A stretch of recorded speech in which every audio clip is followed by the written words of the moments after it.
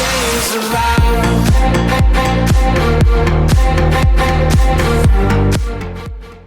Hello and welcome to the Tottenham America channel. Today we will be rating every player's performance from Tottenham Hotspur's 1-0 win against Portsmouth in the Emirates FA Cup as Harry Kane secured the win for his side in the 50th minute by curling a beautiful right-footed strike into the edge of the net, bringing him within one goal of Jimmy Greaves' 266 goal record for Tottenham. So if he gets two more, he will officially become Tottenham's highest all-time ever goal scorer.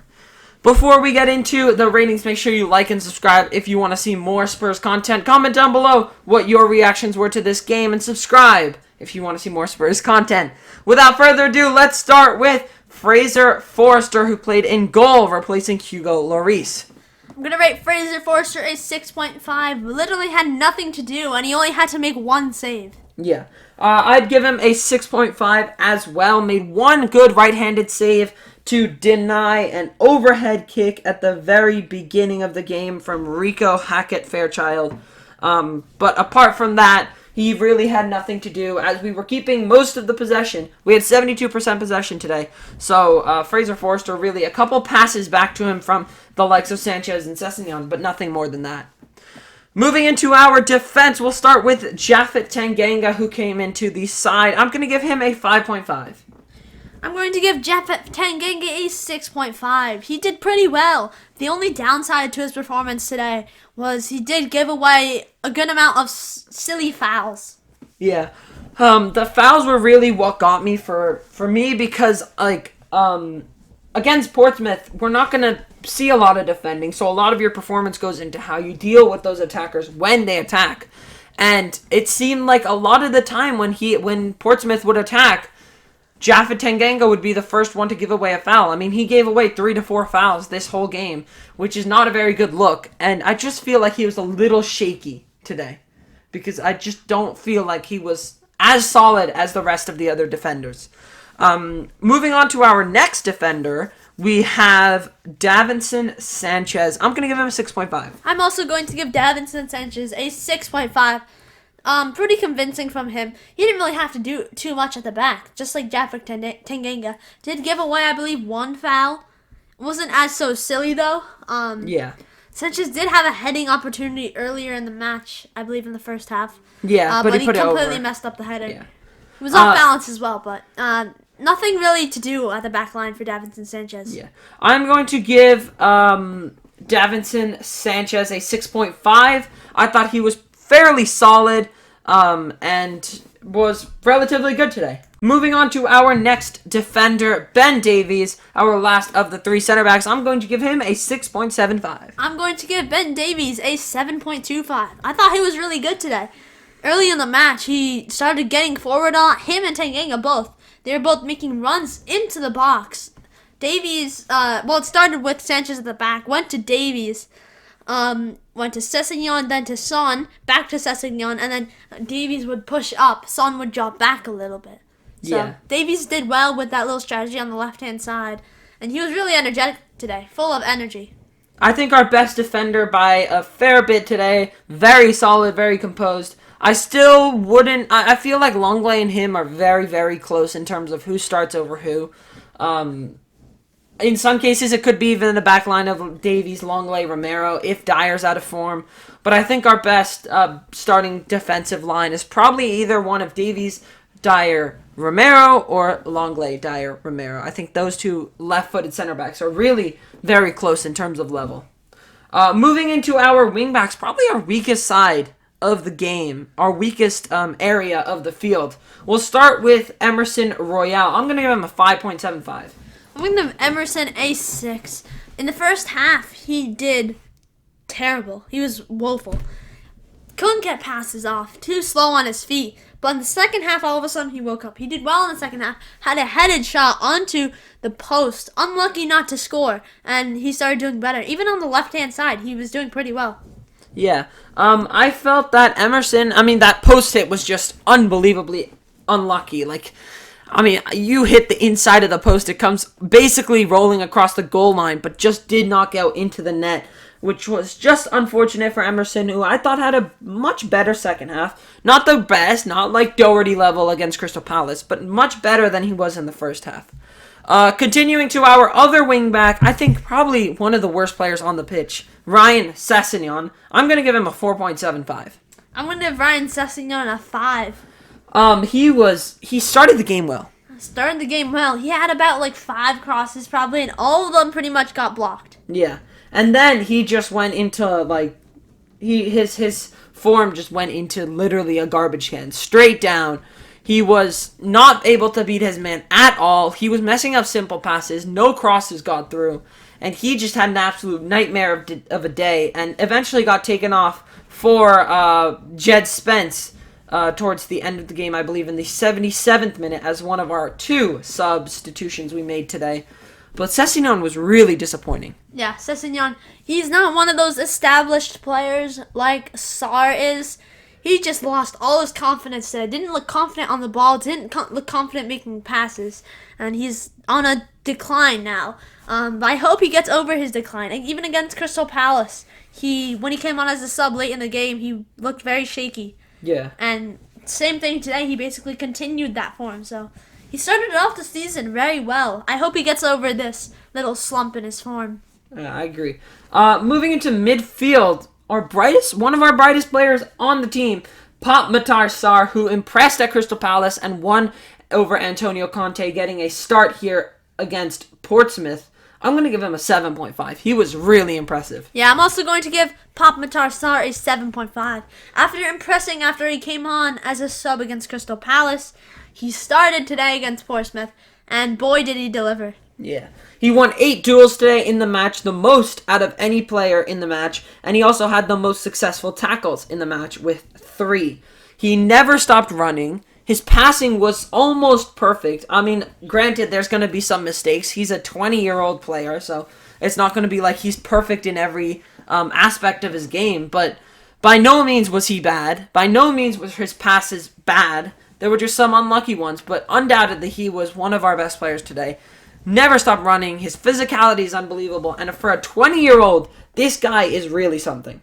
So I'm excited for the future with him.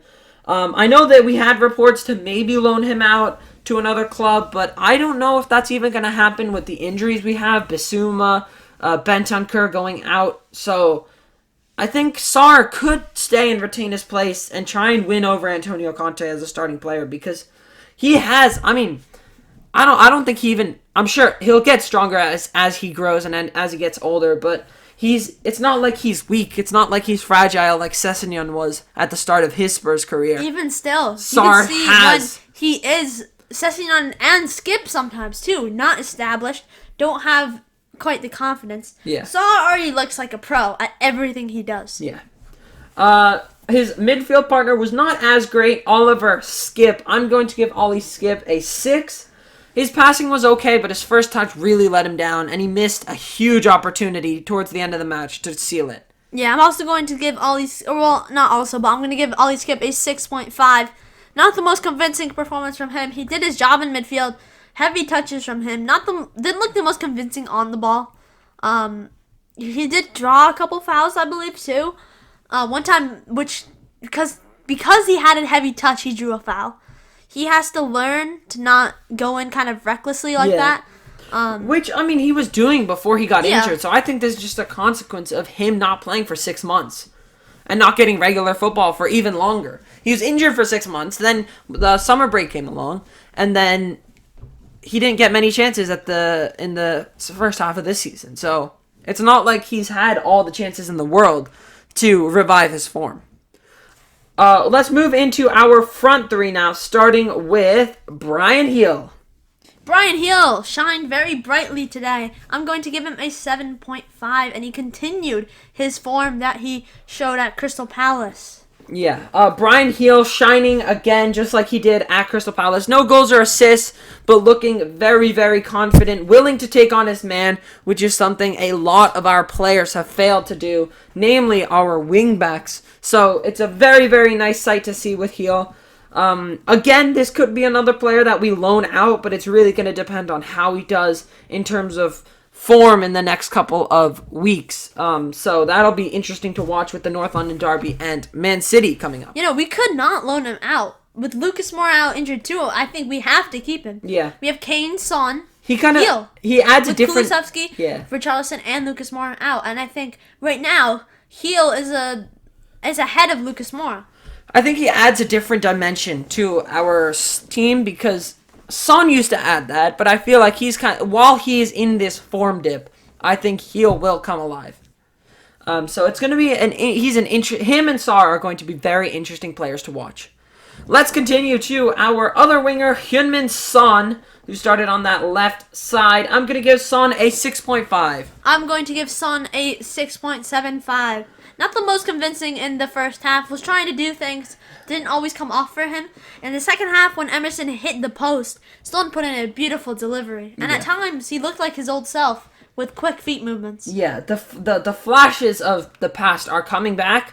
I think a lot of it had to do with the fact that everything goes back to our wingbacks. Our wingbacks weren't good, which means we have no attacking threat, really. Everything goes through Kane, and for that, I mean, Son is very limited when you're playing against a team like Portsmouth, who have set up to literally be a brick wall in front of their goal, which is what they were. So it's really hard when your wingbacks are not good because it kind of cascades into more problems throughout the team. But I think Son will make a comeback, and I think we'll see a goal against Arsenal. Also, his mask. His mask is a huge problem for him. He said publicly that he just cannot see the ball. It's almost like having like tunnel vision. Like I mean, from what I can see, the mask almost impedes him from looking to the side and down. So really, he has to turn his head for everything, which makes him a little slower because it takes that extra second. And his vision for passing, that really affects him. On corner kicks, free kicks, deliveries, things like that. So I'm sure he'll get back to his normal self soon, especially when the mask comes off. And last on our team sheet is Harry Kane, who scored the all-important goal in the 50th minute. I'm going to give him a 7.5. I'm also going to give Harry Kane a 7.5. Brilliant finish for the goal. He is now only one goal away from tying Jimmy Greaves for the all-time Spurs goal scorer. It is an incredible record to be at, and even more incredible when you realize that he is only 29 years of age. If we win a trophy this season, he'll be here. I bet you he'll be here beyond this. But if we don't win a trophy this season, I don't see him staying. Unless Conte stays. It all depends on Antonio Conte and what he aspires to do. All these players have put their faith in Antonio Conte. Yeah. I know especially Doherty. Doherty loves Conte. Kane, of course he does. Son, Lloris, Perisic, Bentancur, Kulusevski, Romero. All those players that have performed well under him are the players that Conte likes and the players that like Conte. I mean, we also have an uptake in form here too. So we just have to have good performance in the North London Derby. North London Derby is the deciding game for us. We just have to pray that Doherty and Perisic start, because if it's not Doherty, I think we're really messed up at that right wing back position. It's gonna be Doherty. I don't think Conte's gonna start Emerson for the trouble they had at the training ground, and the fact that Doherty scored against Crystal Palace. Perisic got an assist. Them two are clearly going to start, in my opinion. Yeah, undoubtedly. And our one substitute that came on and played a little bit was Jed Spence. Alfie Devine came on a lot later and really only got 2 minutes of play time. But Jed Spence came on in the 77th minute for Sessegnon. I'm going to give him a 6.75. I'm also going to give Jed Spence a 6.75. I thought he added a different dimension. He's a better wingback than Emerson was today. So I feel like we had instantly more chances on that right side when he came on. Like his first touch, he already opened up a spot on the field for Harry Kane to drift into. Yeah. Went from Spence to Harry Kane to Heel. Or not to Heel, to I forget who. But I think it was Heel. Was it Heel? Yeah, or did he come off? No, Heel was on until the 90th minute, yeah. But this makes you realize how important a good wingback is to the Conte system, and that's why we're pushing for Pedro Porro. That's why we signed Ivan Perisic, because we need good wingbacks. And I think Matt Doherty can suffice for this season, but I don't know how much longer we're going to be able to continue with him, because I feel like sometimes his defending is a little shaky because he's so used to being a just driving forward wingback. That's what he was at Wolves under Nuno. Yeah, his defensive aspects are a little shaky, which is why I think I understand Conte playing Emerson before, because Emerson's more solid defensively. But after this performance, I really don't think Emerson should start in the North London derby. But that's it. Emerson got a red card. He did get a red card the last. Yeah. I mean, not last World Cup. Last North London derby. So that's another incentive to just not put him in. But that's it for our ratings of the players against Portsmouth, as Harry Kane's goal in the 50th minute did the damage for Spurs. If you enjoyed and want to see more Spurs content, make sure you like and subscribe to the channel. And until next time, come on, you Spurs!